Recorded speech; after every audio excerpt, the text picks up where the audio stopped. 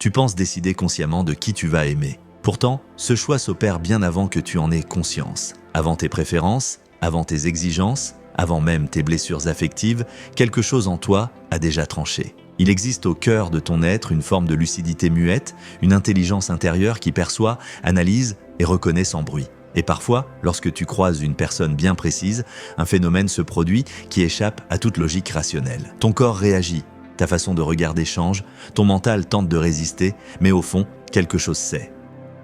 Carl Jung l'avait compris depuis longtemps. L'amour le plus déterminant de ton existence n'est pas simplement une aventure sentimentale. C'est une force psychique, une rencontre qui agit comme un déclencheur, un seuil à franchir. Et ce que je vais t'expliquer peut bouleverser la manière dont tu perçois toutes tes relations passées. Celles qui semblaient idéales en apparence, mais qui laissaient pourtant un sentiment de vide. Car oui, il est possible de cocher toutes les cases et de ressentir malgré tout un manque diffus. Comme si une partie essentielle de toi restait inaccessible.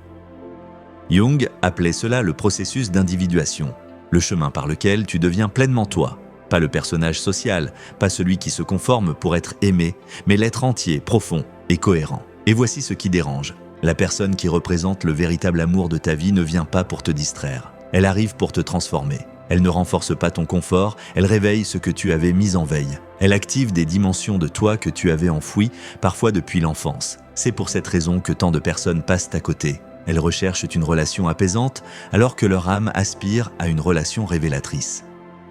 Si tu t'es déjà demandé pourquoi tu avais fui quelqu'un de sincèrement bien, pourquoi tu avais saboté une relation prometteuse, ou pourquoi tu restes attaché à une personne qui te bouleverse autant qu'elle t'attire, alors écoute attentivement. Il existe des signes précis, profonds, presque impossibles à ignorer lorsqu'on apprend à les reconnaître. Ils ne proviennent pas du mental, mais de couches anciennes et archaïques de la psyché. Ce sont des signaux que Jung observait régulièrement chez ses patients lorsque l'amour cessait d'être une simple habitude ou un désir pour devenir une véritable initiation intérieure.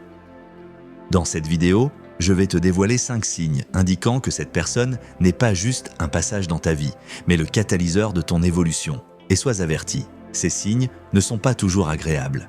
Ils peuvent t'effrayer, déstabiliser, secouer, car le véritable amour ne te laisse pas inchangé. Il bouscule ton ego, met en lumière ton ombre et t'oblige à grandir. C'est précisément pour cela qu'il est rare. Reste bien avec moi car le premier signe est celui que presque tout le monde confond avec une simple attirance, alors qu'il s'agit en réalité d'un appel profond de l'inconscient. Et une fois que tu le reconnais, il devient impossible de faire semblant.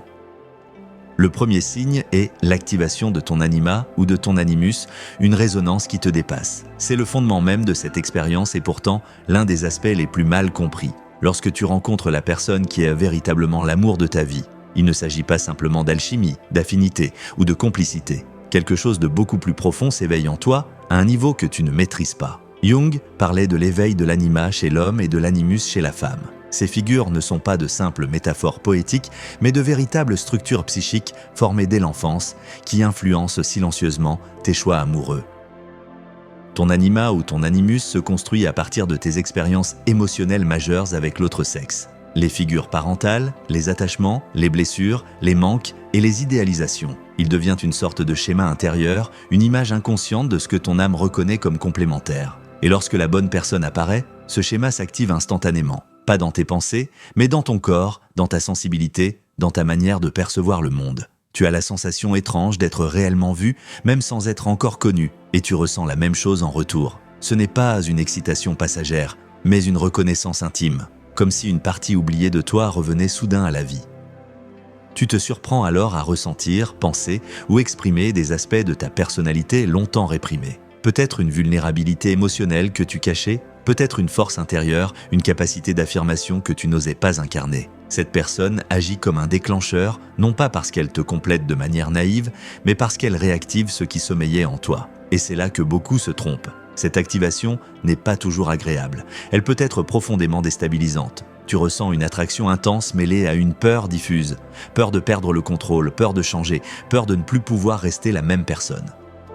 Jung observait que lorsque l'anima ou l'animus est touché, toute la structure psychique commence à se réorganiser, comme si ton univers intérieur entrait en chantier sans que tu aies donné ton consentement. Tu peux te sentir vulnérable, exposé, parfois même agacé par cette personne précisément parce qu'elle touche quelque chose d'authentique. Ce n'est pas une relation qui te laisse indemne, c'est une relation qui t'oblige à te rencontrer toi-même. Voilà pourquoi tant de gens fuient à ce stade. Ils confondent l'intensité avec une menace alors qu'il s'agit d'un appel à l'intégration. Le véritable amour ne te flatte pas, il t'éveille. Il ne t'apaise pas, il t'ouvre. Le deuxième signe est l'intégration de l'ombre, lorsque cette personne perçoit ce que tu caches et ne s'en détourne pas. C'est l'un des signes les plus inconfortables, mais aussi les plus révélateurs. Jung disait que tant que l'ombre reste inconsciente, elle gouverne ta vie et tu appelles cela le destin. L'ombre englobe tout ce que tu as appris à refouler pour être accepté. Peur, colère, contradiction, mais aussi désir profond, créativité, puissance intérieure. Ce n'est pas uniquement ce que tu juges négatif, c'est tout ce que tu n'as pas eu la permission d'être. Dans la majorité des relations, cette ombre reste dissimulée, tolérée à distance ou projetée sur l'autre sous forme de conflit. Mais lorsque tu rencontres l'amour de ta vie, quelque chose de radicalement différent se produit. Cette personne perçoit ton ombre sans que tu aies besoin de la montrer, elle ressent tes zones d'inconfort, tes incohérences, tes blessures non résolues, et pourtant, elle ne s'en va pas. Elle ne cherche ni à te réparer, ni à te corriger. Elle ne te réduit pas à tes défauts, elle t'accueille dans ta totalité, avec une compréhension qui dépasse la logique. Cette acceptation crée un choc intérieur, car pour la première fois, tu te sens vu sans protection. Avec cette personne, tu peux exister pleinement, même dans ta vulnérabilité. Tes fragilités cessent d'être des faiblesses et deviennent des points de conscience. Ce qui sabotait tes relations passées commence à se transformer. Ta sensibilité devient intuition, ta rigidité se mue en stabilité. Ton esprit critique évolue en discernement. Jung décrivait cela comme un processus alchimique. L'ombre n'est pas éliminée, elle est intégrée. Mais cette relation ne nourrit pas ton ego, elle le confronte. Elle te renvoie à toi-même avec douceur et fermeté, non pour t'écraser, mais pour t'élever. Les conflits, lorsqu'ils surgissent, n'abîment pas le lien, ils l'approfondissent.